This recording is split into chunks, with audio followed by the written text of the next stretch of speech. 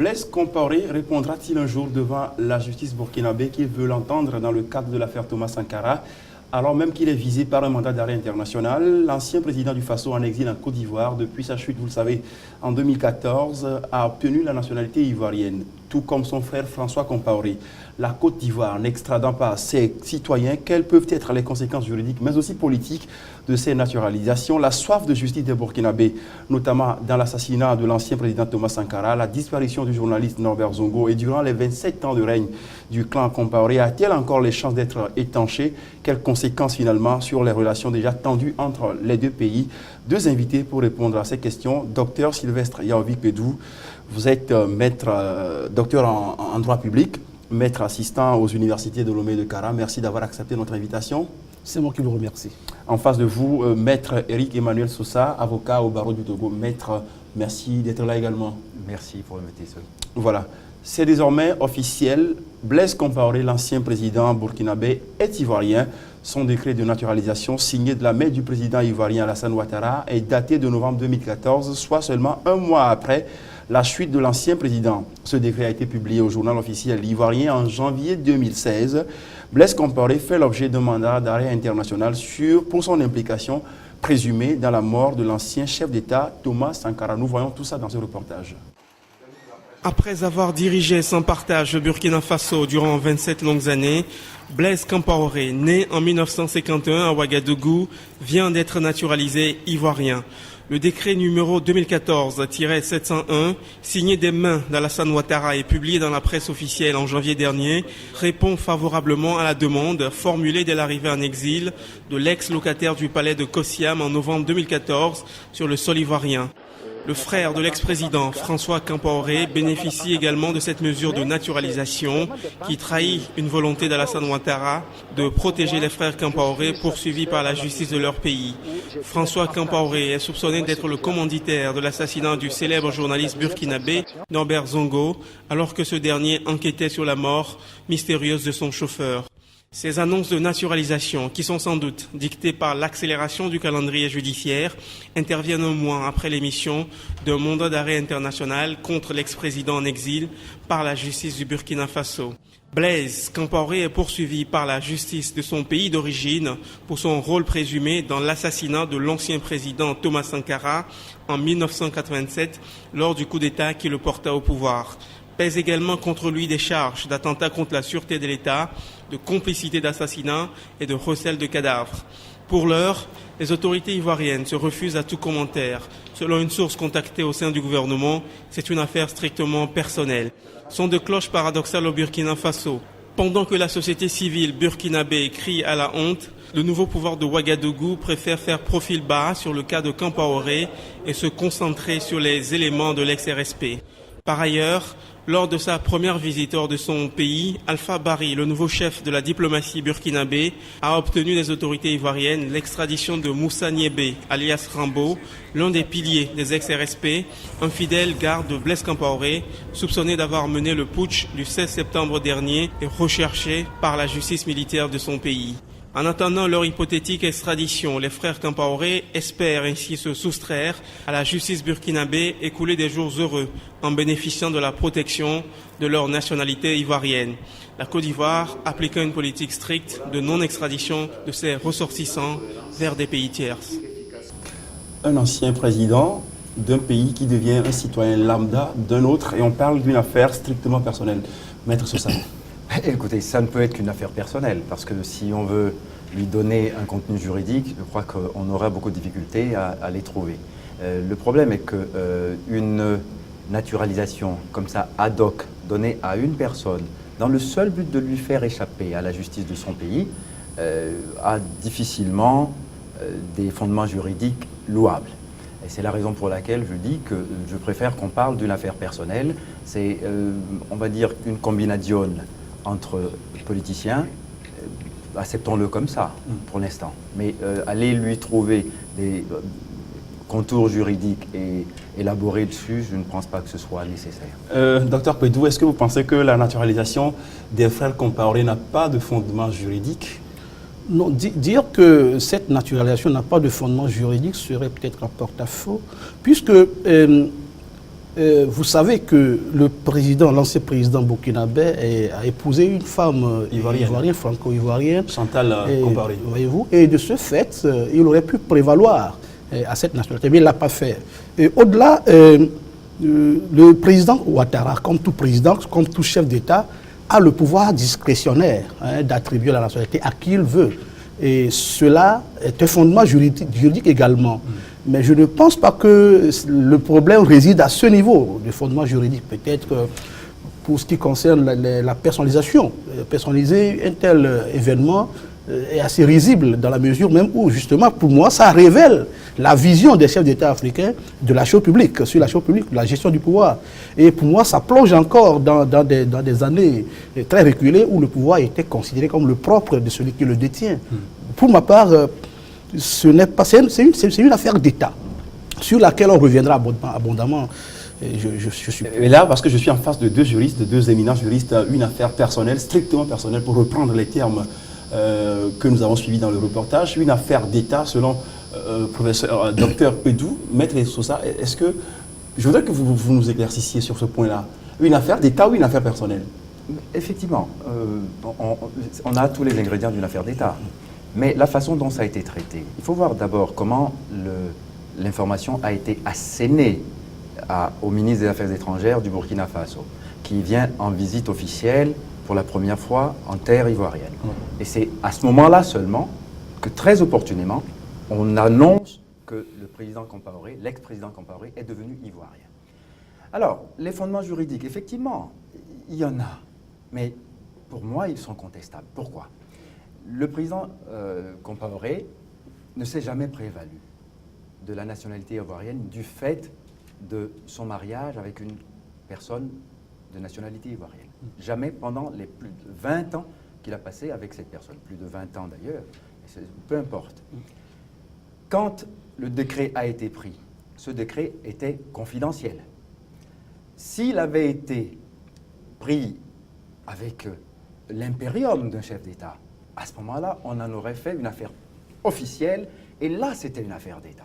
La façon dont ça a été traité, on prend un décret 15 jours seulement après l'arrivée de la personne sur le territoire ivoirien. Il savait qu'il ne pouvait pas se prévaloir de la nationalité ivoirienne parce qu'il n'a jamais séjourné en terre ivoirienne suffisamment de temps pour pouvoir prétendre à la nationalité ivoirienne du fait de son mariage. C'est la raison pour laquelle il ne l'a pas fait. Aujourd'hui, ce n'est même pas à ce chapitre-là qu'il a demandé à accéder à la nationalité ivoirienne. C'est pour ça que je dis que c'est une affaire personnelle. C'est en quelque sorte un petit arrangement entre copains. Ces deux-là, on sait ce qu'ils se doivent entre eux, et c'est juste pour rendre service à un ami en difficulté que le président Ouattara a décidé d'un trait de plume de nommer son ami, de naturaliser, oui, enfin d'en faire un Ivoirien, et son frère avec. Il y avait quand même plein d'autres personnes qui étaient dans la cavale avec eux. Une affaire d'État aurait été à ce moment-là justifiable si on avait naturalisé d'un bloc tous les autres. Mais on a sélectivement pris Blaise Compaoré et son frère seulement. Son frère est-il aussi l'époux d'une Ivoirienne? La question se pose. Bon, alors, docteur Pedou, on a naturalisé Blaise Compaoré et son frère, d'après les éléments que nous avons suivis dans le reportage, le 17 novembre 2014, soit un peu plus de 2 semaines après sa fuite du Burkina Faso. Pourquoi l'avoir attendu pratiquement 1 an et demi pour mettre cette information aussi cruciale à la place publique? Est-ce que cela ne pose pas un problème d'éthique finalement? Oui, on en discutait tout à l'heure dans le couloir, maître et moi, puisque si la naturalisation était aussi honorable que ça, et je crois que le décret aurait été publié depuis longtemps. Et cela prouve, cela confirme à suffisance le manque d'aisance des autorités ivoiriennes elles-mêmes à rendre officiel ce machin-là. À la vérité, bien entendu, à la vérité, un ancien chef d'État qui est privé de répondre aux crimes qu'il a commis dans son pays, on parle d'affaires personnelles, c'est un machin. À la vérité, si Maître disait que c'est une affaire personnelle, naturellement, c'est au regard de la manière dont cette affaire est traitée qu'on peut le dire ainsi. Et je l'ai dit, c'est une manière pour, voyez-vous, les dirigeants, certains dirigeants africains, de se foutre totalement des citoyens africains, en traitant les dirigeants d'amis, et en traitant donc les choses, les affaires d'État, d'affaires personnelles. Voyez-vous. Donc, pour ma part, c'est cet acte posé par le président ivoirien est un pas de plus vers l'enfer, si je peux parler ainsi. Et je comprends pourquoi il a mis beaucoup de temps pour rendre public cet acte-là. Je me demande d'ailleurs... Docteur Pedou, tout à l'heure, Maître l'a dit, on sait à peu près ce que ces deux personnes-là se doivent entre elles l'une à l'autre. On sait comment Blaise Compaoré a été d'une très grande utilité pour Alassane Ouattara durant la crise ivoirienne. Est-ce que cette naturalisation-là, je veux dire, est-ce que cela aurait pu être autrement que ça? Oui, nous pensons que Ouattara aurait pu aider son frère autrement que de procéder à cet étalage de la Côte d'Ivoire et du Burkina Faso devant le monde entier. Maître, est-ce que vous le pensez ainsi? Oui.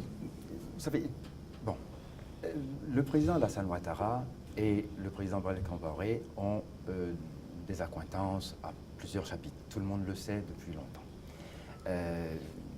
On peut même aller jusqu'à affirmer, sans risque de se tromper, que le président Alassane Ouattara n'est là que parce que Blaise Compaoré a pavé le chemin qu'il a mené à la présidence de la Côte d'Ivoire. Bien, cela posé.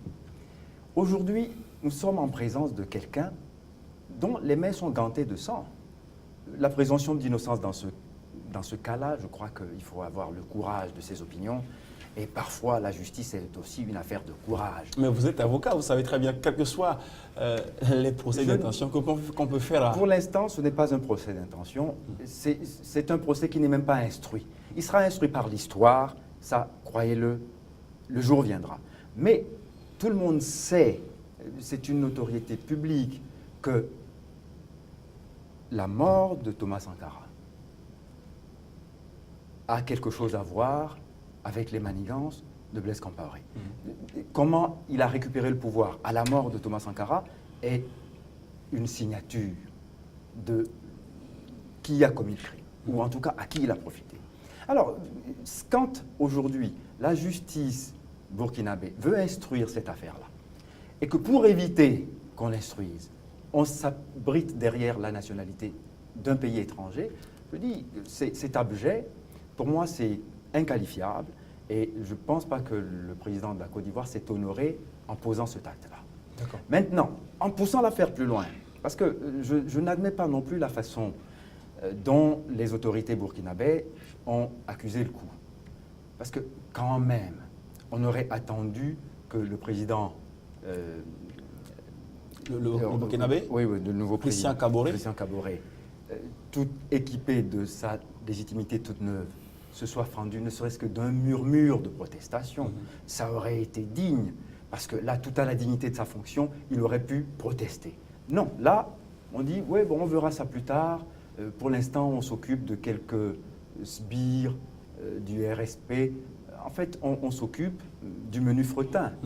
Ce n'est pas... L'essentiel est à côté. À côté, et ce n'est pas, à mon avis, de cette manière et à ce prix-là qu'on construira la paix durable et la réconciliation dans le cœur des Burkinabés. C'est pour ça. Docteur Pedou, est-ce que cela n'est pas aussi révélateur de la fragilité même du nouveau pouvoir burkinabé? Fragilité, c'est peut-être trop tôt d'affirmer cela, parce que, vous savez, le propre du pouvoir n'est pas seulement d'être hyper puissant.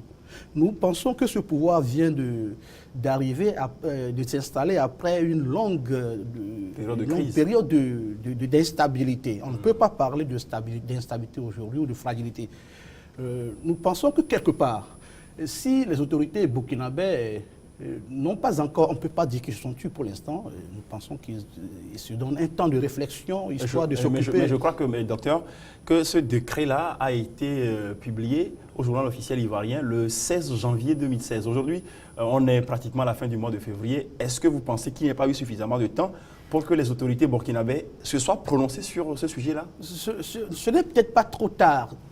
On en viendra à ce débat. La question va se poser de savoir si ce décret de naturalisation est un obstacle dirimant à l'extradition de Ouattara, on verra qu'il y a des portes de sortie, malgré cette naturalisation. Ça peut justifier peut-être l'aisance des Burkinabés ou leur non-empressement à se jeter sur cette question-là. Oui, très bien. Ça pose, en tout cas, ça anticipe sur ma question.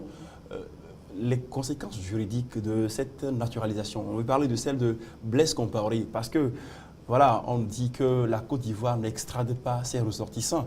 Et il y a même le commissaire du gouvernement auprès du tribunal militaire de Ouagadougou qui, dans une récente conférence de presse, a laissé entendre que depuis 2014, il y avait une convention entre les deux pays au nom de laquelle chacun des deux pays peut décider ou non d'extrader un national ou un citoyen.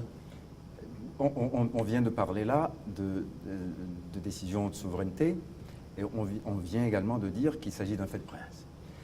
Vous savez, s'il plaît au prince d'estrader, il estradera qui il veut. C'est clair. C'est pour ça que je dis que le droit n'a rien à y voir. Le droit est un alibi dans cette affaire.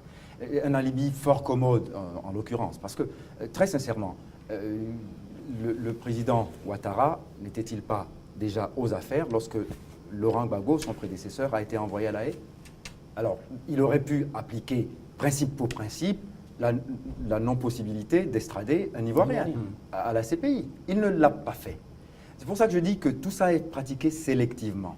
Donc, c'est la raison pour laquelle je récuse les arguments de légitimité purement légalistes, parce que ce n'est pas vrai. Je crois que dans cette affaire,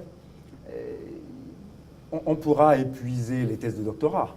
On n'arrivera à aucune solution juridique satisfaisante. Parce que vous le vouliez ou non, puisque le président Ouattara, tant qu'il est là, il décide que Blaise Compaoré est imprenable, c'est une forteresse inexpugnable que ce passeport. Personne ne viendra le chercher parce que lui répondra de sa sécurité et de son immunité. C'est une immunité qu'il lui a accordée, mais cette immunité, malheureusement, elle est fragilisée par le fait que, c'est la raison pour laquelle je parlais d'une affaire personnelle, la seule personne au monde capable de la défendre, c'est le président Ouattara lui-même. Or, Ouattara n'est pas éternel. Mais, alors, on verra. C'est pour ça que je dis, le tribunal de l'histoire a son temps. On l'a vu. Hissène Habré, 25 ans après, il comparait, il répond de ses actes. Je n'ai pas complètement désespéré de ce qu'un jour, Blaise Compaoré réponde de ses actes et des crimes qu'il a commis.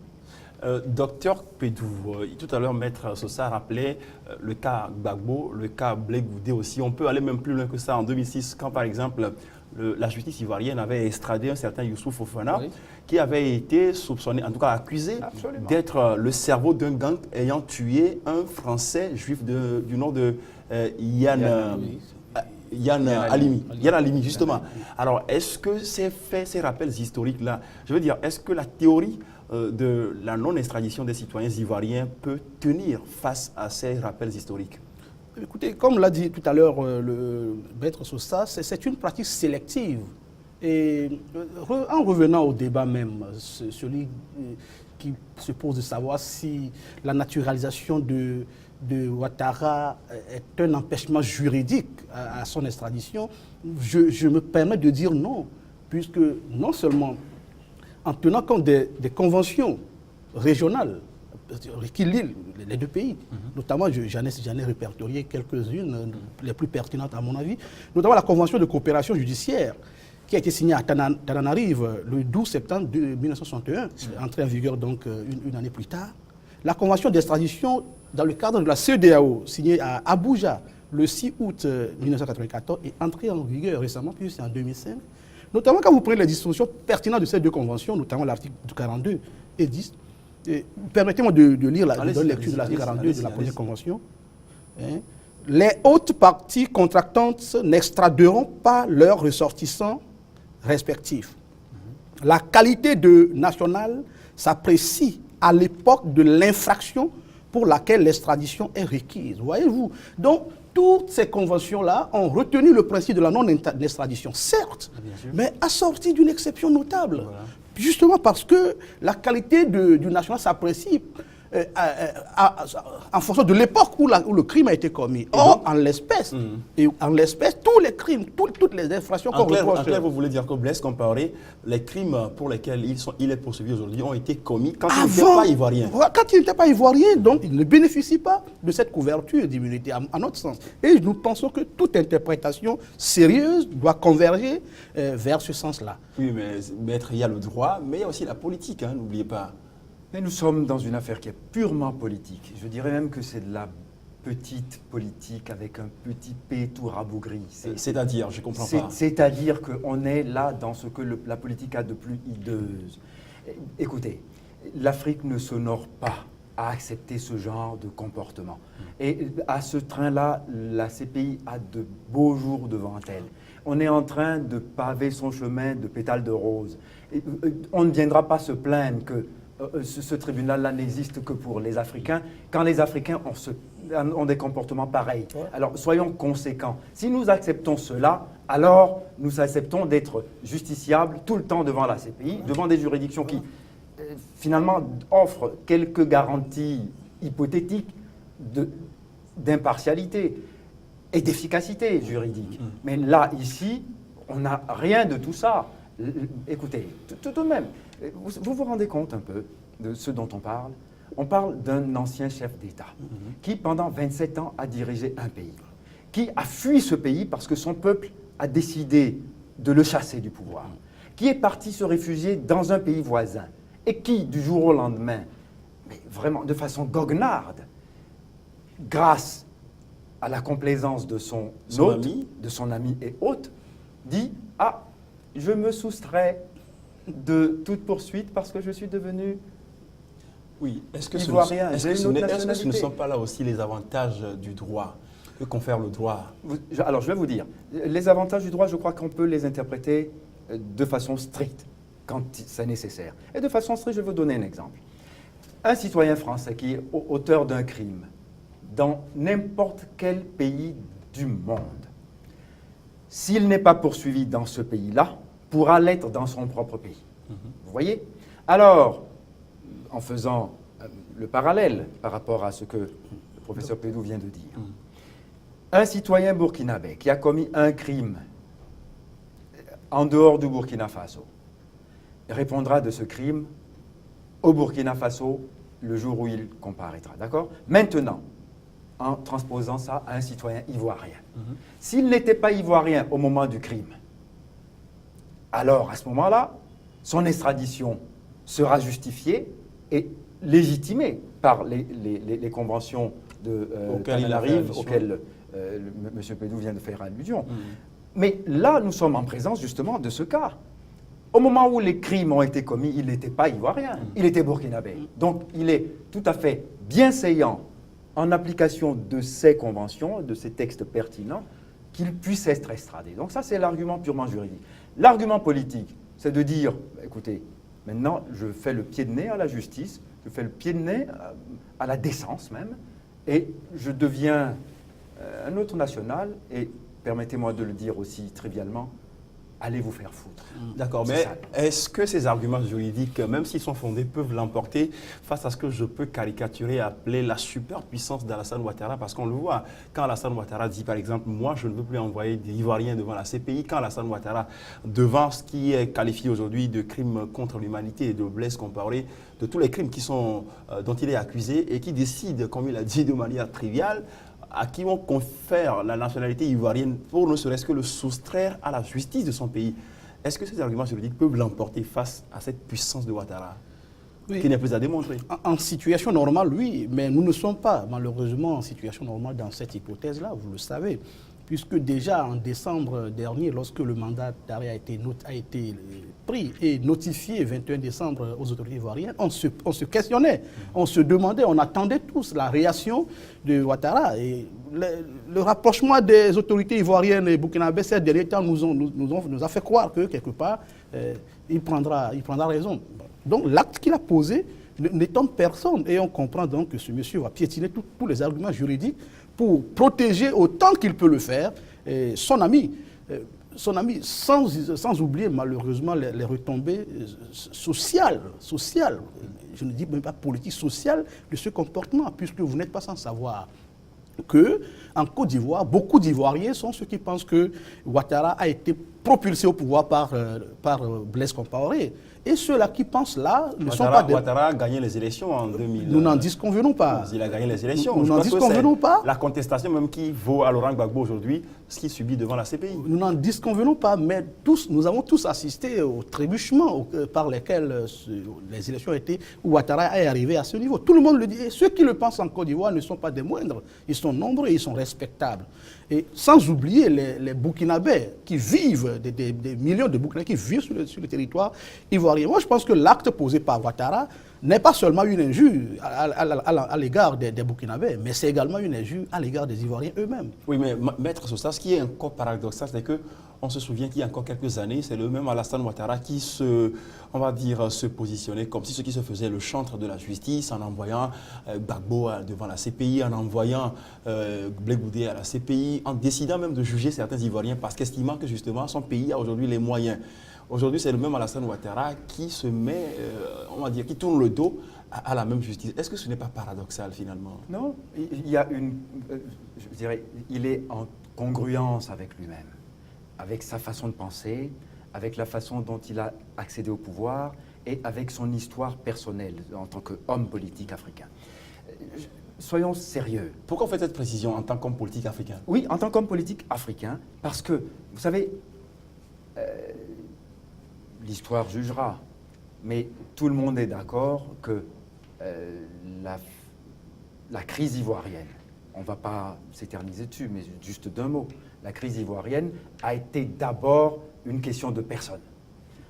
C'est parce que un Ivoirien a décidé d'être président coûte que coûte que nous avons eu une crise en Côte d'Ivoire. Et cet Ivoirien s'appelle Alassane Ouattara. Bon, maintenant, vous savez, c'est un clin d'œil intéressant. Il se trouve qu'à un moment donné, on a questionné son ivoirité. À un moment donné, on a supposé qu'il était burkinabé. Et aujourd'hui, vous voyez, le burkinabé qui se retrouve en Côte d'Ivoire est fait ivoirien par l'Ivoirien dont on disait qu'il était burkinabé. Maître, je ne serais peut-être pas d'accord avec vous parce que c'est parce que Blaise Compaoré est burkinabé que vous le dites, ou alors, je veux dire, si c'était un autre président d'un autre pays, d'une autre nationalité... Je ne pense pas que les choses eussent été... Est-ce que ça ne dépend pas aussi des liens d'amitié qui existent entre les deux hommes? Même si il n'y avait pas ce lien... Vous savez, je vais dire quelque chose qui va peut-être vous choquer. Je crois que quand on a accédé à la dignité de chef d'État, même ses amitiés doivent être choisies et on doit quelque chose, pas uniquement à ses amis, on doit quelque chose à son peuple.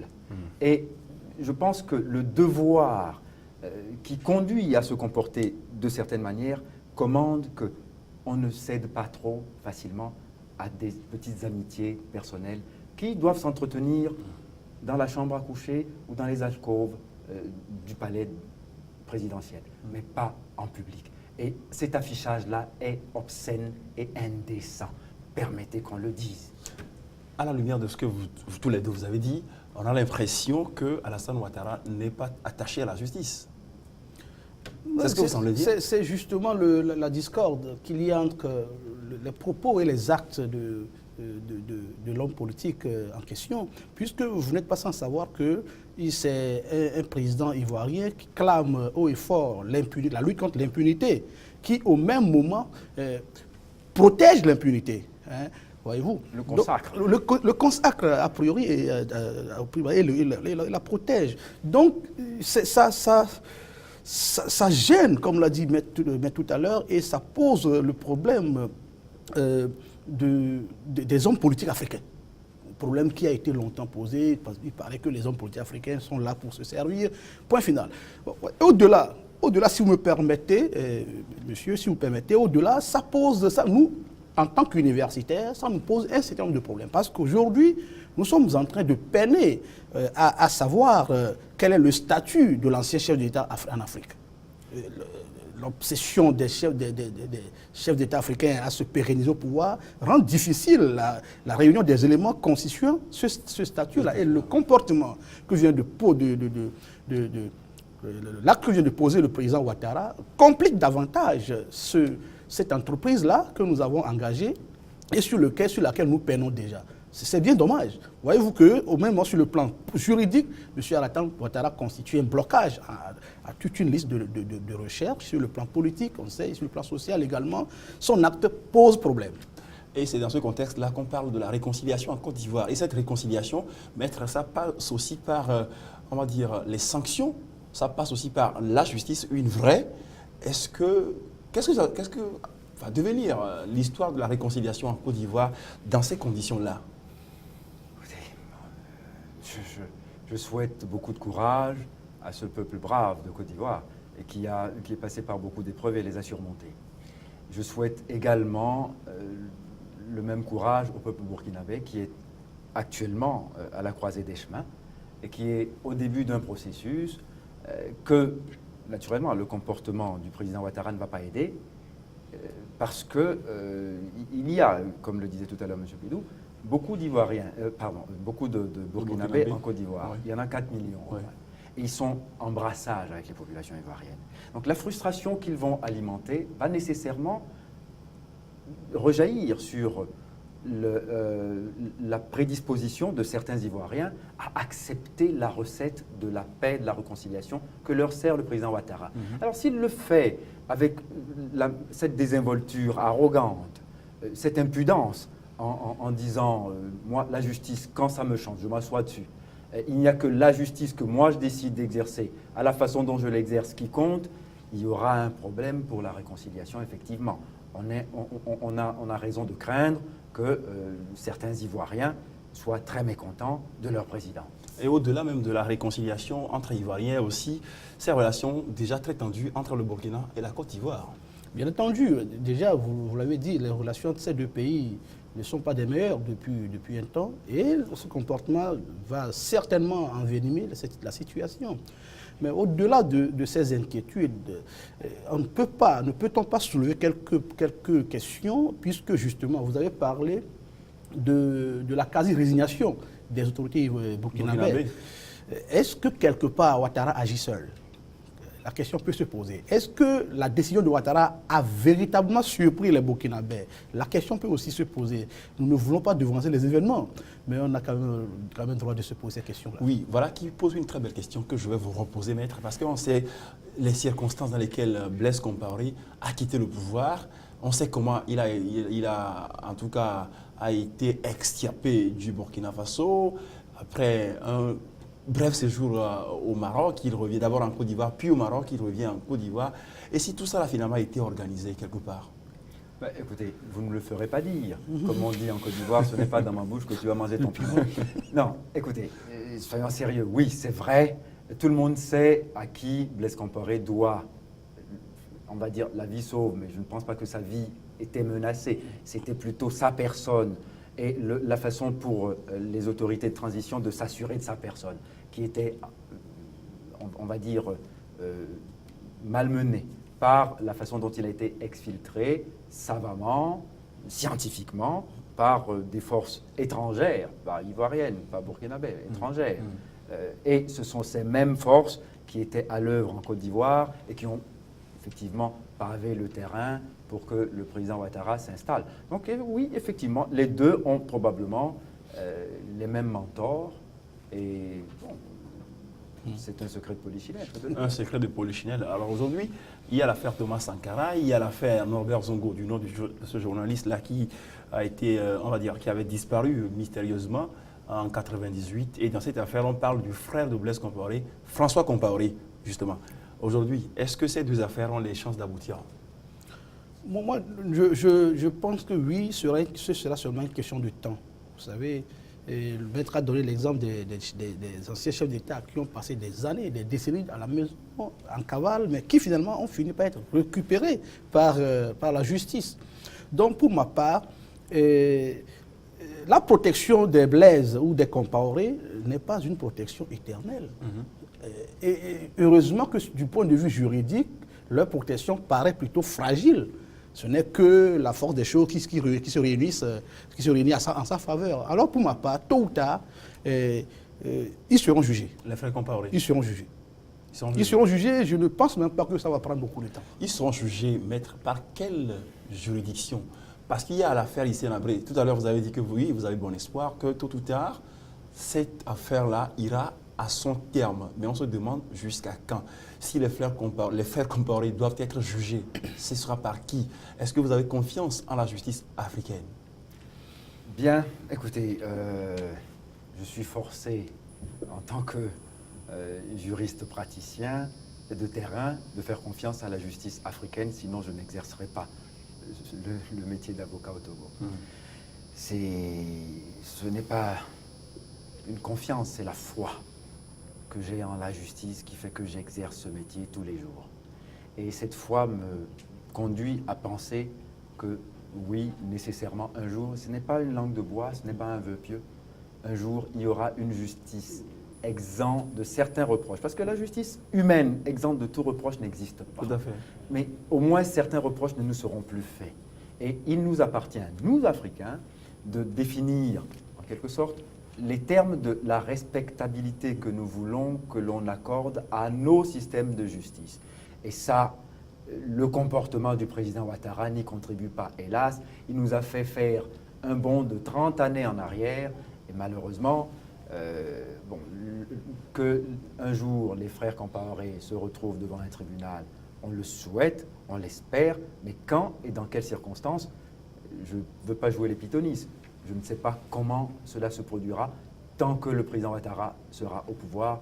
Et quand il n'y sera pas, je ne sais pas par quel contour juridique et justement dans quelles circonstances de fait on aura à les attraire devant la justice. Parce qu'il y a tout à fait possibilité qu'un jour il soit jugé en Côte d'Ivoire aussi.